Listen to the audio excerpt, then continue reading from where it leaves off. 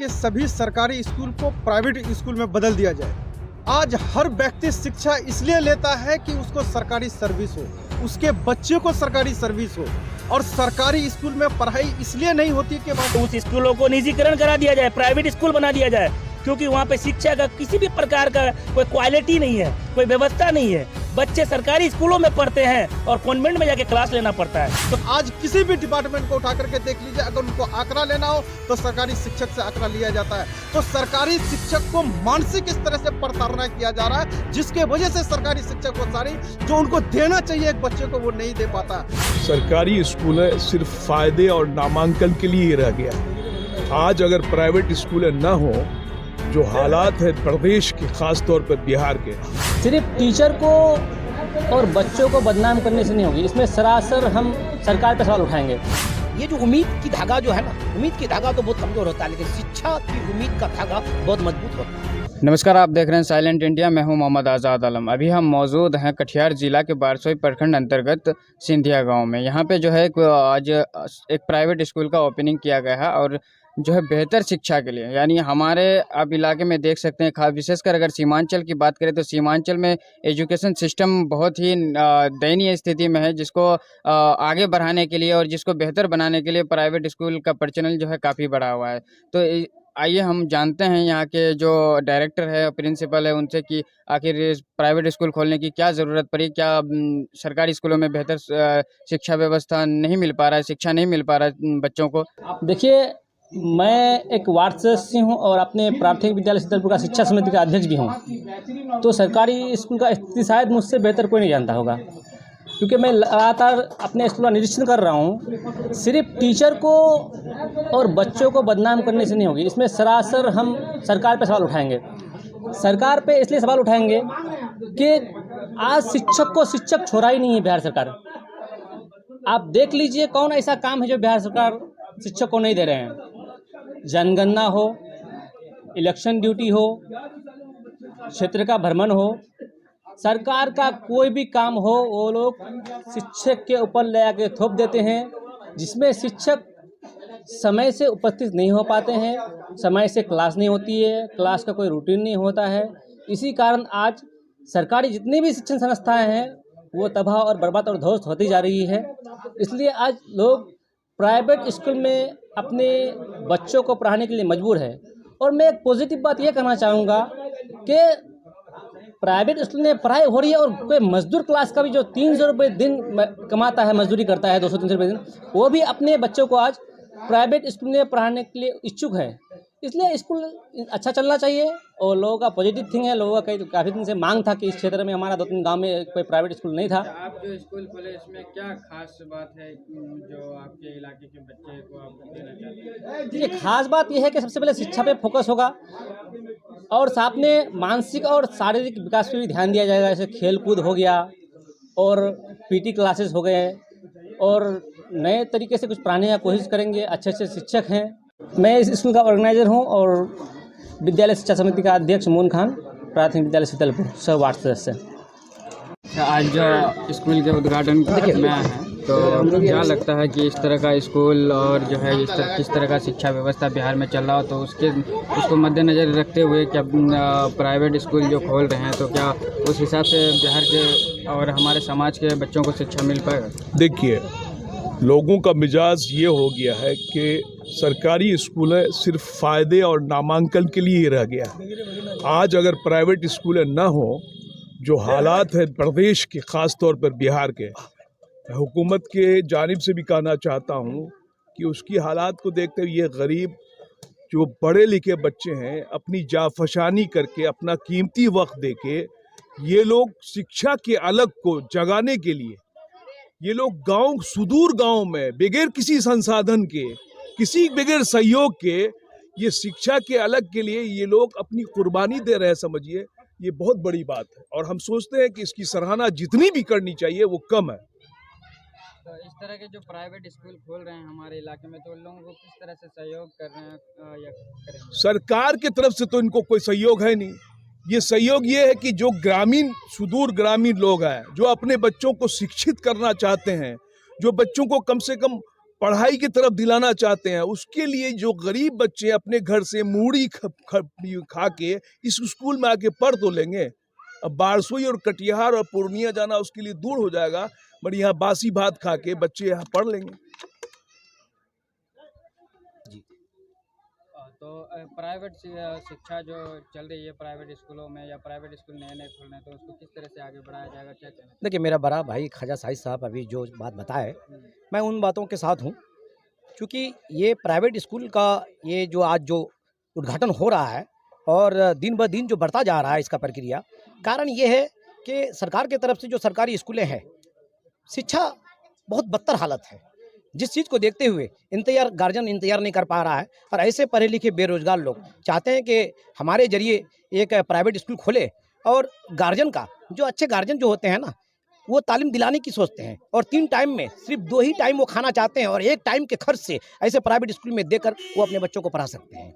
और ये जो उम्मीद की धागा जो है ना, उम्मीद की धागा तो बहुत कमज़ोर होता है, लेकिन शिक्षा की उम्मीद का धागा बहुत मजबूत होता है, और ये उम्मीद की धागा को हम लोग लेके आगे बढ़ रहे हैं, और आशा करते हैं कि हम लोगों को कामयाबी मिलेगी। और बहुत ज़्यादा पैसे खर्च करके जो इल्म प्राप्त करते हैं, यहाँ पर कम से कम पैसे खर्च कर इल्म प्राप्त करेंगे, और गार्जियन को आउटपुट बच्चे देंगे। आप लोगों की इसमें क्या सहयोग है? जी, हम लोगों का सहयोग ये है कि हम लोग डोर टू डोर जैसे हम लोग बताते हैं लोगों को कि बच्चों को ऐसे आप लोग जो है खेलने कूदने में समय बर्बाद मत करवाइए, और मोबाइल वगैरह दीजिए, लेकिन मोबाइल के जगह पर जो है किताब दीजिए। आज APJ अब्दुल कलाम के हाथ में किताब मिला तो साइंटिस्ट, जिनको क्रिकेट बॉल मिला तो बहुत बड़ा खिलाड़ी, जिनको बैडमिंटन मिला तो बैडमिंटन की दुनिया का बेताज बादशाह खिलाड़ी बना वो। उसी तरीके से यहाँ के गार्जियनों का सपना है कि मैं अपने बच्चों को नई किताब तो नहीं, पुरानी किताब ही सही, और 3 टाइम की जगह पर 2 ही टाइम खाकर 1 टाइम की रोटी बचाकर मैं तालीम दूंगा। और ऐसे संकल्प हमारे यहाँ के लोगों के बीच है। हम लोग जनप्रतिनिधि है, हम लोग डोर टू डोर हम लोग समझाते हैं कि बड़े स्कूल में अगर नहीं भेज पाते हैं तो छोटे स्कूल में ही सही। और स्कूल कोई छोटा या बड़ा नहीं होता है, सोच छोटा और बड़ा होता है। कोई व्यक्ति खराब नहीं होता, कोई घर खराब नहीं होता है, उस घर के व्यक्ति खराब होते हैं। क्या नाम है? जुनैद। अच्छा, ये बताइए कि जो आजकल प्राइवेट स्कूल जो खुल रहे हैं, तो सरकार को क्या इसको सहयोग करना चाहिए? सबसे पहले तो मैं बताता चलूं, अभी कुछ लोग पहले प्राइवेट स्कूल और वर्सेस सरकारी स्कूल का कंपैरिजन कर रहे थे कि सरकारी स्कूल में पढ़ाई नहीं होती है इसलिए बच्चे प्राइवेट स्कूल में आते हैं। इस बात को मैं बिल्कुल ही खारिज करता हूं सिरे से, चूँकि गवर्नमेंट स्कूल और कुछ वक्त अभी बोल रहे थे कि सभी सरकारी स्कूल को प्राइवेट स्कूल में बदल दिया जाए। आज हर व्यक्ति शिक्षा इसलिए लेता है कि उसको सरकारी सर्विस हो, उसके बच्चे को सरकारी सर्विस हो, और सरकारी स्कूल में पढ़ाई इसलिए नहीं होती कि वहाँ के शिक्षक खराब होते हैं, बल्कि सरकारी स्कूल में प्रशिक्षित शिक्षक होते हैं। सरकारी स्कूल में शिक्षकों को वो सारी सुविधाएं नहीं देने के कारण कहीं ना कहीं सरकारी स्कूल में जो आज बच्चों की दशा और दिशा इस तरह से है, वो कहीं ना कहीं दिग्भ्रमित हो रहा है। आज एक सरकारी टीचर को ऐसी कौन सी काम है, ऐसा कौन सा व्यवसाय है जो इसमें सरकारी टीचर को नहीं लगाया जाता है? आज अगर जनगणना करना हो तो सरकारी कर्मी को लगाया जाता है, आज हाउस होल्ड का सर्वे करना हो तो सरकारी टीचर को लगाया जाता है, आज इलेक्शन करवाना हो तो सरकारी टीचर को लगाया जाता है, आपके घर में बाइक है कि नहीं है सरकारी टीचर उसके जनगणना लिया जाता है, आपकी आर्थिक स्थिति क्या है उसको सरकारी टीचर को किया जाता है। आज हर तरह का रिपोर्टेशन विदाउट सरकारी स्कूल के अगर रिपोर्ट नहीं देगा तो मैं ये कहता हूँ कि बिहार का ऐसा कोई भी संस्था नहीं चल पाएगा। क्योंकि आज किसी भी डिपार्टमेंट को उठा करके देख लीजिए, अगर उनको आंकड़ा लेना हो तो सरकारी शिक्षक से आंकड़ा लिया जाता है। तो सरकारी शिक्षक को मानसिक इस तरह से प्रताड़ना किया जा रहा है जिसके वजह से सरकारी शिक्षक वो सारी जो उनको देना चाहिए एक बच्चे को वो नहीं दे पाता है। आज एक सरकारी टीचर को हर तरह से आज सामने वाला टीचर पर चेयर पर जो टीचर बैठता है उसको आज कहीं ना कहीं आप जो है एक तरह से जो है उनको हर सुख सुविधा देते हैं। आज एक टीचर की जो सैलरी होती है 70 से 75 हजार, वहीं पर सरकारी जो दूसरा टीचर होता है जिसको हम लोग नियोजित टीचर कहते हैं, आज नियोजित टीचर की दशा और दिशा को देख लीजिए। वो हर आए दिन अपनी मांगों को लेकर कहीं ना कहीं धरना प्रदर्शन, कहीं ना कहीं समान काम का समान वेतन। आज एक सरकारी टीचर पूरी जिंदगी सर्विस करके रिटायर हो जाता है, उसको पेंशन नहीं है, उसको किसी तरह का कोई रिटायरमेंट नहीं है। तो उसकी दशा और दिशा को सुधारने के लिए मैं जितने भी पढ़े लिखे नए वर्ग के लोग हैं जो आज उभर कर सरकारी संस्था में अपने जो है योगदान दे रहे हैं, मैं ऐसे लोगों को कहता हूं कि सरकार को वो आवाज उठानी चाहिए कि एक सरकारी कर्मी को जो सारी सुख सुविधाएं अगर उनको सारी सुख सुविधाएं से लेस किया जाए तो नो डाउट सरकारी स्कूल में भी पढ़ाई होती है। आज भी इतिहास उठा करके देख लीजिए सरकारी स्कूल में कहां पर पढ़ाई नहीं होती है। भले ही जो प्राइवेट स्कूल आज खोल रहे हैं, मैं ये कहता हूँ कि ठीक है, बच्चे को एक बेहतर माहौल देने के लिए आपका जो वहाँ पर समय बचता है, सरकारी स्कूल के बाद जो समय बचता है, वहाँ पर आप अपने प्राइवेट स्कूल में देकर के अपने बेहतर तरीके से बच्चों को और बेहतर किया जा सकता है, और बेहतर के लिए प्राइवेट स्कूल खोला जाता है, न कि आप सरकारी स्कूल को कहीं ना कहीं आज आप यहाँ पर पढ़ा लीजिए। एक सरकारी, आज आप कितनों भी कन्वेंट खोल लीजिए, कितनों भी प्राइवेट स्कूल खोल लीजिए, बिना सरकारी सर्टिफिकेट के आप अपने बच्चे को आगे नहीं बढ़ा सकते हैं सर। इसलिए मैं ये कहूँगा कि आप उसको प्राइवेट की मांग को नहीं करते हुए उसकी दशा और दिशा और एक शिक्षक की जो मानसिक स्थिति है उसको सुधारने की पहल किया जाए और उस पर बात किया जाए सर। पूर्वांचल एक पिछड़ा इलाका आता है और शिक्षा में भी बहुत कमी है, तो क्या लगता है इसको आगे बढ़ाने के लिए किस तरह की शिक्षा व्यवस्था चाहिए? देखिए, शिक्षा को उजागर करने के लिए हमारी सरकार जो है ना सो रही है। सरकारी स्कूलों को बिल्कुल यूँ लगा लीजिए कि भैंसवाल की तरह जो है लोग जो है टीचर आते हैं स्कूलों में और सो जाते हैं, और शिक्षा के नाम पे जो है सरकार उनको पैसा दे रही है। और नीतीश कुमार जी का कहना है कि हम उच्चतर शिक्षा का व्यवस्था कर रहे हैं बिहार में। अगर आज उच्चतर व्यवस्था होती सरकारी स्कूलों में तो हम लोगों का ये पहल जो आज प्राइवेट स्कूलों का खोलने का हुआ है, इस पहल को हम लोग नहीं करते।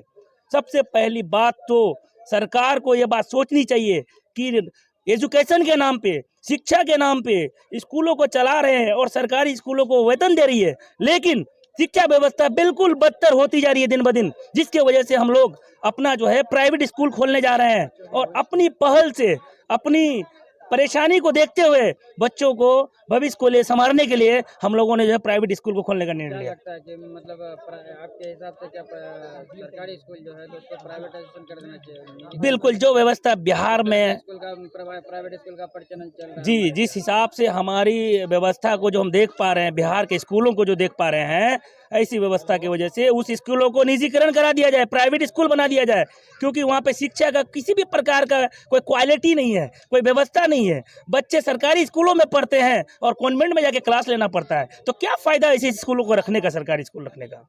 इससे अच्छा हो कि सरकारी स्कूलों को लोग लगाया जाए और उसको प्राइवेटाइजेशन किया जाए, ताकि अच्छे अच्छे एजुकेशन, अच्छे अच्छे टीचर की बहाली होंगी और अच्छे जो लोग जो है देश से बाहर जाके नहीं पढ़ेंगे। हमारे बिहार में स्कूल रहते हुए, गाँव में स्कूल रहते हुए लोगों को दूर जाना पड़ता है, लंबे दूरी का सफ़र करके एजुकेशन को लेना पड़ता है।